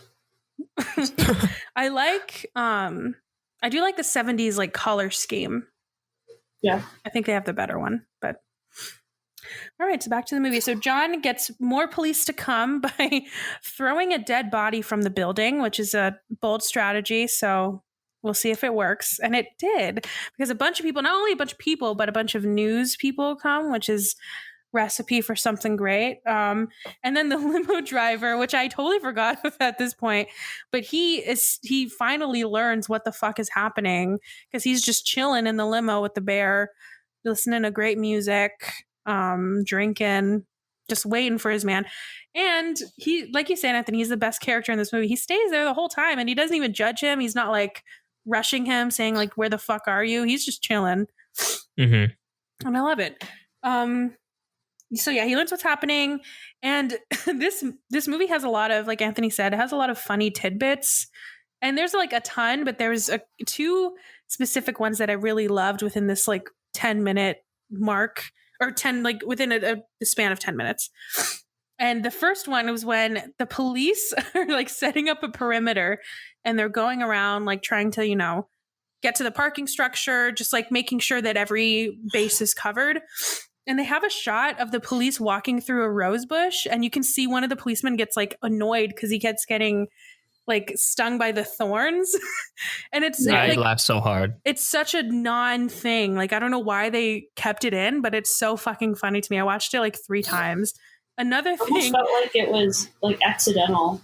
They just kept yeah, and I love those little moments, and I hope it was. I didn't read anything about it, if it actually was or not, because this movie had so many fucking fun facts. I just like skipped through all of them. Okay. Oh, and then in the next, like I think it's like exact, like right after that, is the bad guys are then also setting up sort of a perimeter inside, and one of the bad guys goes into like, looks like a newsstand. And I thought, like, whenever he was setting up, I was like, why is there so much candy there? I was so intrigued by the candy. And when he was like setting up and getting ready to like, you know, make sure that everything's okay, he looked down at the candy and then he like took some because he was like really distracted by it. I just thought that was That's like, funny. It felt like such a, like, if I was making a movie, I would never think to put something that small in it, but it kind of like, I really did like it, and it was very memorable to me. So I like that they included it. And then everything is just going badly as soon as the police and FBI come, which feels kind of realistic, that once it's like too many cooks in the kitchen, everybody's trying to figure out what the fuck is going on, and they're just making bad choices, not taking the time to figure it out. And then to make it even worse is this cokehead that works with John's wife offers up John's name, and because at this point they don't know who John is. They just know that some guy is running around killing them and just terrorizing the terrorists, basically. And maybe y'all can help me understand, what the fuck is this guy's like plan? I don't understand why he thinks he can give up John. Like, what exactly is going to happen? You know? I think he was just being an asshole. I guess, but like, I thought he was going to give up the wife. That's what I thought too, but I guess he's not that much of an asshole. Hey, I don't know if he's that smart. I mean, he wasn't, because he was killed. Immediately. Yeah, pretty quickly. As soon as he was like, he stood up and he was like, I know how to make deals. And I was like, yeah, he's going to fucking was die. He, I don't remember if was he the one that he had, did he have something going on with the wife? Is that why maybe he was like, I don't know if it was clear, because he called her babe or something like that. Maybe he liked her and he wanted to like get rid of him or something. Oh, what a way to do that, though. Like, what kind of psycho gets into a hostage situation is like, well, I did want to get rid of her husband. Like, this is kind of the perfect opportunity. Only a cokehead. 2 and 2. That is definitely a cokehead like mentality. Let's do it when the opportunity arrives. All right, and so after this, another one of my favorite scenes, and I think y'all would have liked it too, so that's why I put in my notes, is whenever Hans is like trying to figure out what's happening, where John is, and he runs into him and he pretends to be just some random guy that's lost. Mm-hmm. And I thought his acting was perfect, but I was thinking like his accent, he's not doing that accent well. And that's what John said. He was like, dude, like, I know it's you. And a fun fact about this scene is that it was not rehearsed. So that's the first time the two characters meet, but I don't think it's the first time the two actors meet, but that's the first time they like interact as their characters, which I thought was kind of cool. Was any part of this movie ad-libbed at all? Yes, I actually have a fun fact about that, but I can talk about it now. So much of the script was improvised due to the constant screenplay tweaks and edits that were being made during filming. Well, that cues up one of my favorite quotes from this movie, is when what's his name? John. John he uses the radio that he gets to call the police on a special channel. And the lady's like, this is reserved for emergency purposes, please. Like, if you have an issue, call 911. He's like, no shit, lady. I'm trying to make a pizza order or something like that. I'm trying to order a fucking pizza. That made me laugh so hard. That was probably my favorite moment in the movie. I don't know why. It just hit that funny bone. It was pretty good. It did feel like a lot of the lines were pretty like spur of the moment in a good way. Yeah. But that makes sense. If it's an action movie, that would make sense to just focus on the action and kind of do the dialogue as it feels natural. And then we have more of the feet. So the feet are not doing well. He stepped in a bunch of glass because, like we said, he's barefoot. And then the FBI decided to shut off power. Don't know why they did that, but they did. And somehow, I guess they thought that would stop them, but somehow it makes it better. I know that Hans was like, we'll just wait for the FBI. And he knew that they were going to do that. And then that's how it opens us up a safe. I don't know. I should have paid more attention. But basically it helps them out. And so, and then they're just like, John's kind of confused because he's like, well, what the fuck are they doing? And we find out that they're like trying to make it seem like they're dead, so that's why there's like still because he was so confused about why they needed the explosives, because that's what John had over them, is that he had these detonators and he was like, why the fuck do you need these? Well, they wanted to escape, or he said, I think Hans told him at the end, because they stole so much money, they're not going to just let it go, so they have to set it up like they're dead, which makes sense. And then a fun fact about this, so throughout, there's it's an action movie, obviously. There's the bad guy Hans, good guy John, but there's this through line of John and his wife and how they have a fight. There's this whole story about them. And a cool little fun fact that I found is that the writer, I think it was the writer of the book that this was based on, the screenplay. He was having difficulty writing the screenplay based on the novel until he had a near-death experience while driving at night in Los Angeles after a fight with his wife. He was driving behind a truck carrying refrigerators, and one of the fridge boxes fell out of the truck. Luckily for him, the box was empty.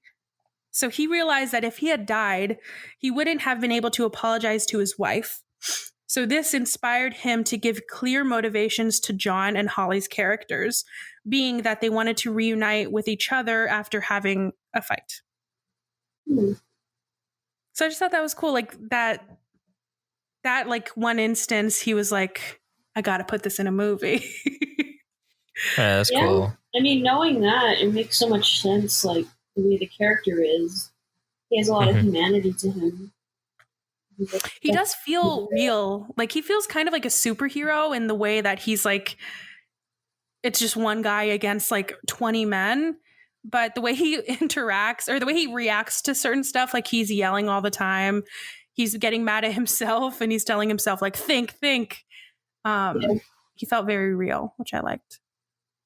Not like a Liam Neeson I will find you. That's not relatable.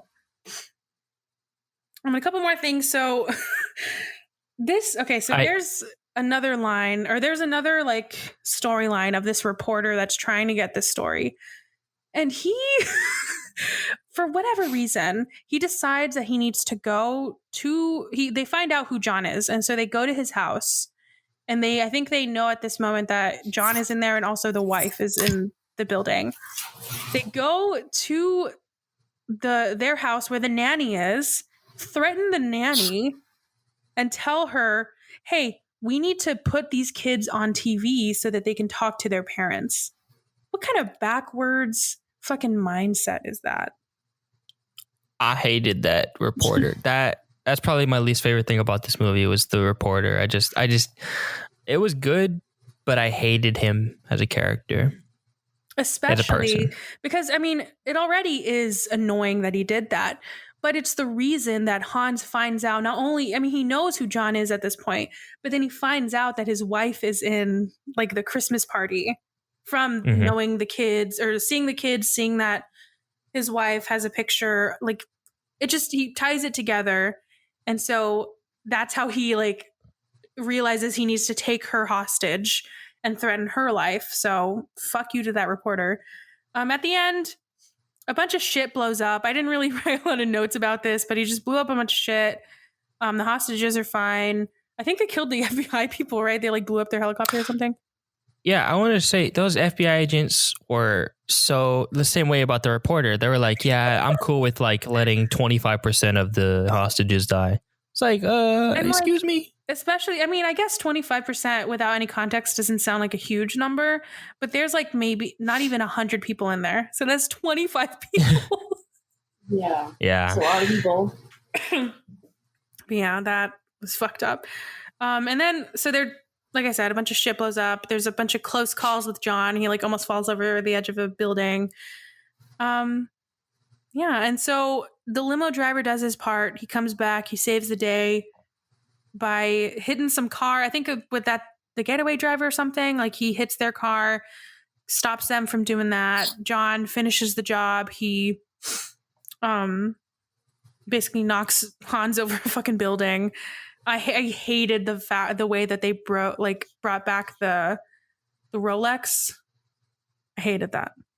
Oh, I forgot about that. Because as soon as she so Hans was like holding the wife's wrist, and he was like about to pull her over because he already knew he was going down. And at the beginning, they gave her a Rolex, and I guess that like it was the cokehead that gave it to her, so he was like upset about it or something. And so he took off the Rolex, and that's what caused Hans to fall. And I was like, that's kind of annoying. I just didn't like that for whatever reason. Yeah, and then Hans dies, and his death scene is pretty iconic. Especially because I think that isn't that the same exact way that Snape died? No, that was how Dumbledore died. Never mind. That's Dumbledore. It's like it's pretty much the same scene. Yeah. Same shot. Rolex and all. Yeah. Dumbledore. Yeah. He had that Rolex. All right. So before we get into more fun facts, we're going to ask a question. I don't know if you listened to the last episode, Emily, but we have a new recurring question that we ask for every movie. And it's, what prop would you steal from this movie? If you were on the set of this movie, what prop would you take? I'd take the Rolex. Bear. Oh, the bear? I think so. Oh, the bear's a good one. That's good. I'd take the sweater that the guy wears, that the first guy that he kills, where it says, I have a machine gun now, ho, ho, ho. Ooh, I'd take that sweater. that's a good one. I didn't know he was dead. I thought he was just knocked out. No, he's fully dead. I realized that, but like, and you started crying and stopped the movie. And then Kayla had to explain to you what death is. All right, so a couple more fun facts. Let's first, two are about Alan Rickman, the legend. In an article for the 30th anniversary of Die Hard, Bonnie Bedelia, who plays Holly, she stated that the first thing she thinks of when someone mentions Die Hard is Alan Rickman, because the two of them became friends and had lunch together every day while shooting the movie.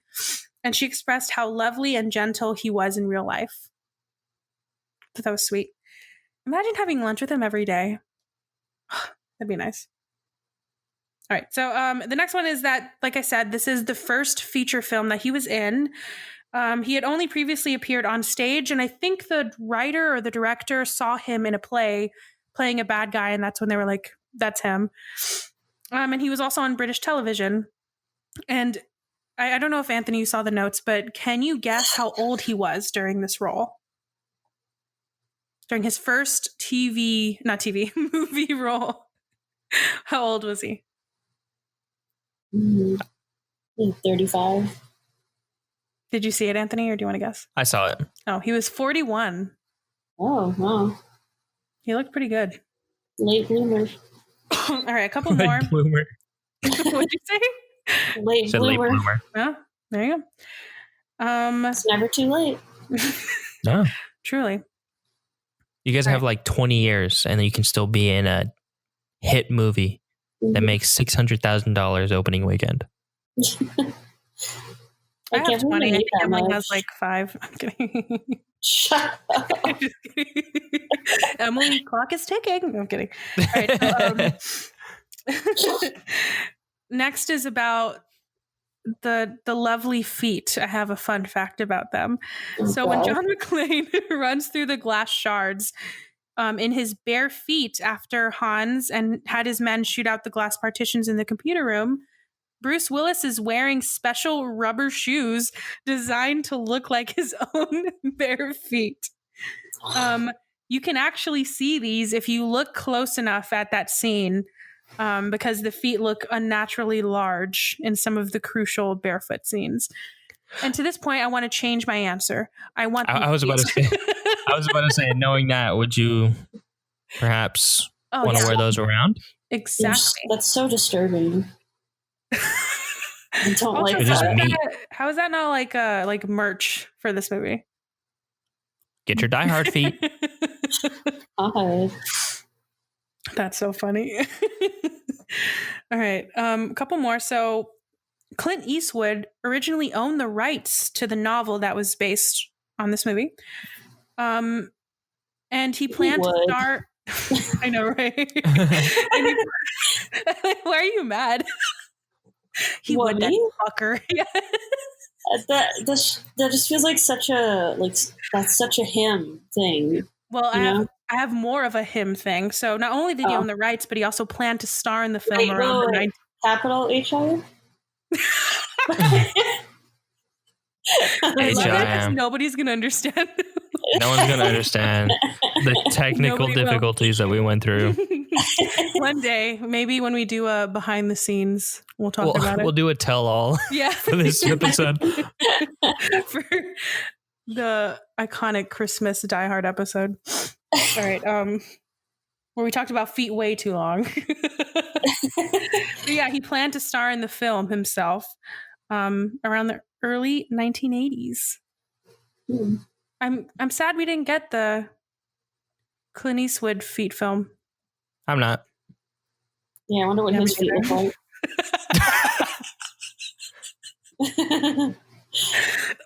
Holy shit. Okay. My last note is my favorite note. I think I say this every episode. It is my favorite note I've ever found, or favorite fun fact. Homer Simpson once wrote a letter to this movie. It read, "Dear Die Hard, you rocked. The best part is when the guy was on the roof. P.S. Do you know Mad Max?" I feel like that's how our brother Homer would like give a review. I like the part where the guy was on the roof. Have you seen Mad Max? And that's it. That's Die Hard. What do y'all think? In terms of a Christmas movie, it was more festive than I thought it would. The last song is a Christmas song. Yeah. I think I said, like, before we started watching it, I was like, just because the movie takes place during Christmas doesn't make it a Christmas movie. Well, see, that's the controversy. So that's why I wanted to pick this movie. We didn't really talk about it, but because there's a debate as to if this movie is a Christmas movie. I kind of think it is. Thoughts, Emily? I still kind of think that, like, just because a movie, like, it takes place during a Christmas movie, like Christmas, doesn't mean it's a Christmas movie. It has a Christmas song in it, though. I think any movie you watch on Christmas is a Christmas movie. No, interesting. I don't think so.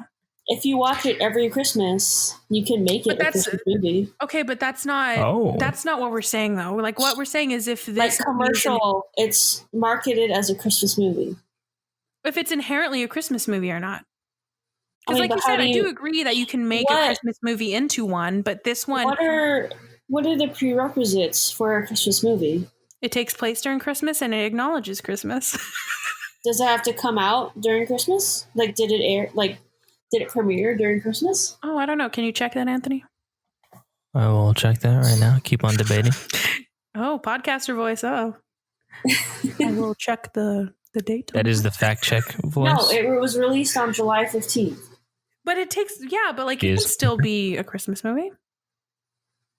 But why wouldn't it? If it was, why wasn't it released during Christmas? Because it's an action movie. That's a Hollywood thing. They don't release those during December. Here is the end all be all. Okay. Do you remember that scene where the guy who's the code breaker is like checking the cameras and he's like, he recites, what's the book?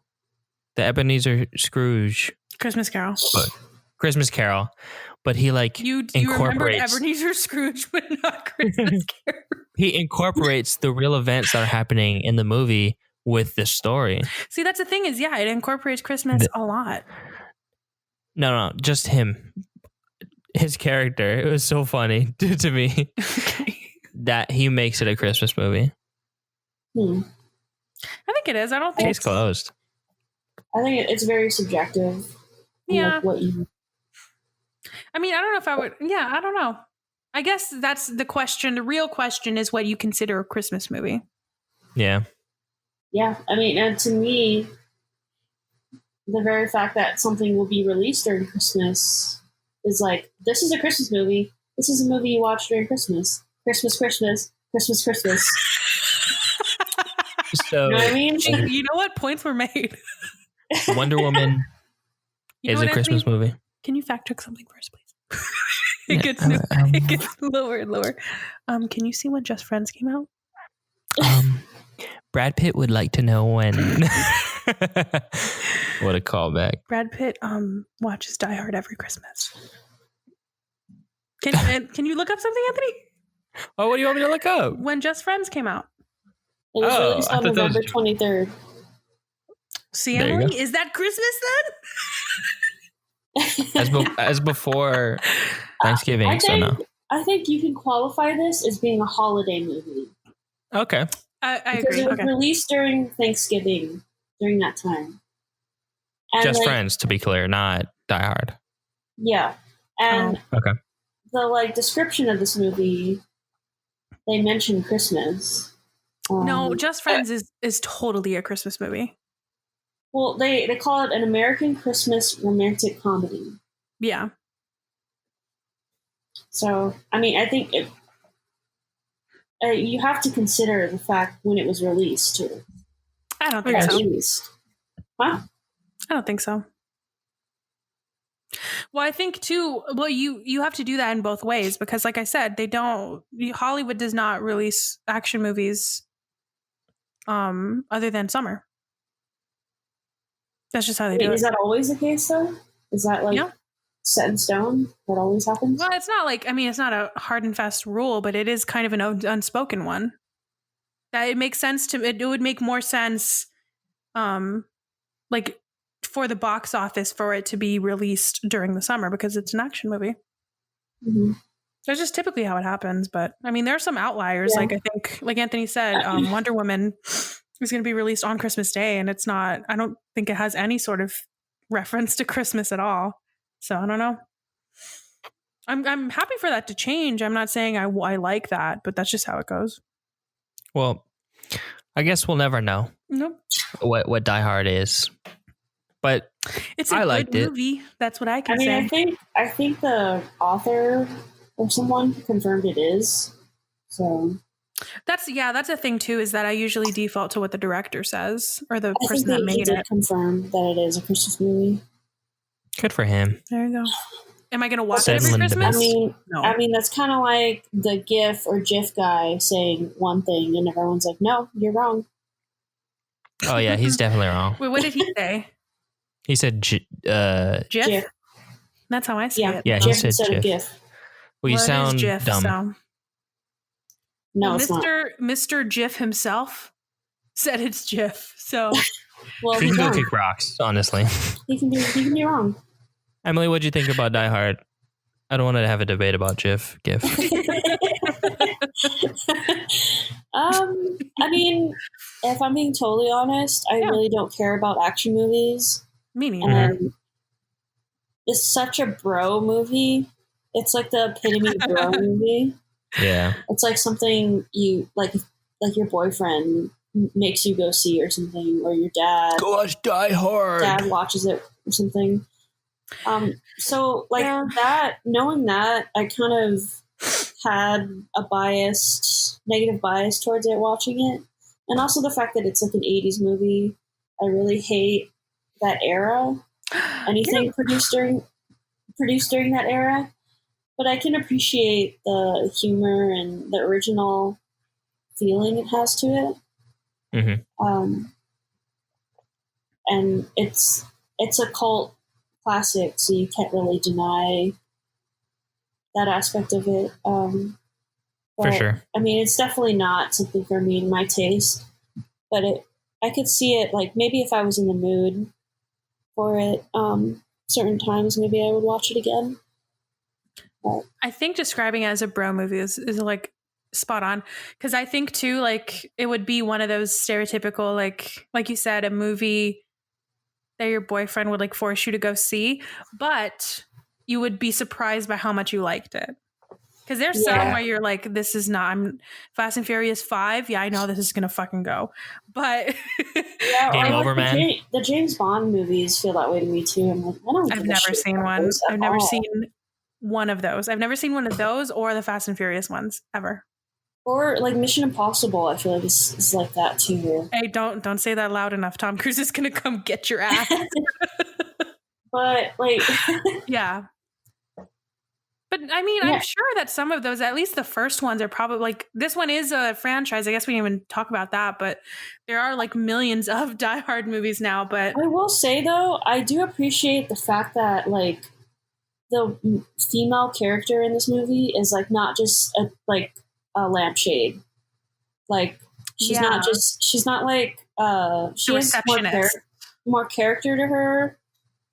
She's not like titty show for the guys watching or something. Like, it's very independent. Like the whole reason that she goes over there is for herself. Yeah, like I appreciate that, especially something that was made in 1988. It's like, was that even a thing? I didn't think about that. Like, I feel like the Mission Impossible movies, the James Bond movies, while I can understand why people like them. The women in those movies are just like objects. They have no character to them whatsoever.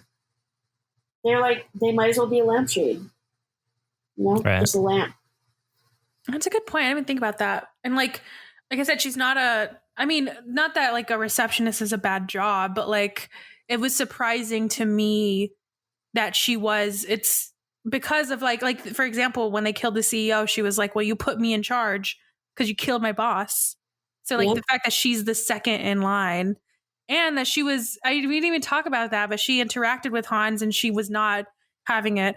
And like he has guns pointed at her and she was like, it's Ms. Like, girl. Yeah. Or he's like, who's the idiot that put you in charge? She's like, you did. So you killed my boss. Truly though, that's how I would feel. People are always like, what would you do if somebody like, you know, if you had a home invasion? And I always say I would be annoyed. Like I'd be scared, but I'd be like, I was probably sleeping. You woke me up. Like, this is an inconvenience at best. I was having a Christmas party, that probably has something to do with what you like, that anecdote you said about the director or the writer. Oh, he was thinking of his wife. Yeah, and he didn't want her to be like just a like hot piece of ass for the guy watching the movie. True. Again, points are made. Christmas. Christmas. Christmas. And I think that's what the meaning of Christmas is. Die Hard. Right, Anthony, do you want to... Oh, actually, before we do that, Emily, I know I mentioned at the beginning, it feels like we've been recording for like 5 hours, but I did mention at the beginning your shop, but do you want to talk a little bit more about it? Like plug it again? Yeah, I mean, if you have money to shop, I recommend going to the store. If you have money to shop, then shop Emmy. I don't know.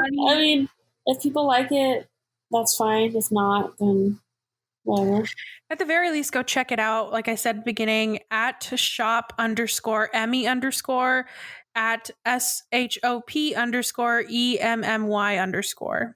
All right, and Anthony. I have on my website, I have a link for contacts for custom orders, or you can email me. My email's listed on my Instagram. But I'm open to custom orders all the time. I can basically do anything. So, there's that. It doesn't have to be something that's in the shop already. what is your bandwidth on making shoes that look like my feet? I don't have the kit in yet for that, so I can't do that, unfortunately. But I will update the shop when that is available. Yeah, there will be updates. I'll email everyone. Literally everyone. All And while we're plugging stuff, let's plug our Insta at Brother Sister Show and our Twitter at Bro Sis Show. Drop all of those follows. Do it. Don't be afraid. Do it. And for next episode, this was a lot of fun. Thank you for joining us, Emalee, by the way. Thank you. Yeah, thanks for having me. Oh, also, can I just say, Columbo is sleeping right next to me right now, and he looks like one of those fake dolls, or the little dog dolls that you get from the flea market. He looks like that right now. Take a picture and we'll put it in the post. Pictures. Okay. We have a very special next episode for 58. This is episode 57. We'll have our other sibling, Homer, for a very, very special movie that he picked. It's Robots on HBO Max. It's a classic. Homer and I have watched this together countless of times. So it'll be a very good time. Probably Truly, as long as this episode. But it'll be a good time. Don't know how it's going to go. Homer is An enigma. Yeah. I think it'll be your best episode. I think so too. I think he's the guest that I've talked to Homer about movies before. We watched Kill Bill one time together, and he's pretty insightful. Oh, he's truly one of the smartest people I know. I just didn't think he'd be interested. I truly didn't think he'd be interested in being on, so I'm very excited that he wants to. He's on to like otherworldly stuff. He's funny. Okay, so we can end on this. This is a story that Dad has told us before of a conversation he's had with Homer, and I think it'll give you a good glimpse into the mind of Homer.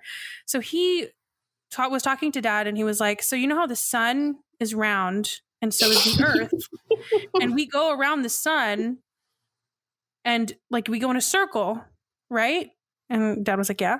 He was like, so if the sun was a cube, would we go in a cube or would we still go in a circle? And Dad was like, son, I don't know. And I was like, who fucking thinks of that? And that's Homer in a nutshell. You're like, I don't know, go watch some Vsauce or something. Vsauce here. Let's talk about some cubes. Wow. Have you never heard that Homer before? No. Hopefully I didn't make that up, but Dad has told me that before. That sounds real. That sounds awesome. That's a very Homer anecdote, so I'm very excited. Yeah. Maybe we'll ask him a follow-up. If he figured it out. You should have a segment where he like Eureka. He ponders quandaries like that. Like Homer's like a little snippet of him discussing those things. He needs to have a Twitter and just like tweet these out. That's the thing. That's the thing about Homer is that he has no interest, and it makes me want it even more. Like, I know he doesn't give a shit about being on the podcast, but that makes me want on here even more. He's like those, like, what is it? Those people that like they like meditate. They're like Japanese like Buddhists, and they like meditate on doing certain practices for like almost their whole lives. But they never show anyone, and they never like advertise it at all. And they're like perfect at doing whatever they're doing. And it's not about like broadcasting to people. It's just so that they have like a peace of mind of like practicing things in their mind or a physical activity. Or that's like he's like he's like Justin Timberlake's character in The Social Network, where all he contributes is just drop the, and that's like. That's it. And he just leaves. We could talk about Homer for ages. So let's leave it for next episode. To him. With him. At him in his face. Christmas. All right. Well, thank you. Thank you again, Emalee. It was a lot of fun. Thanks. Bye.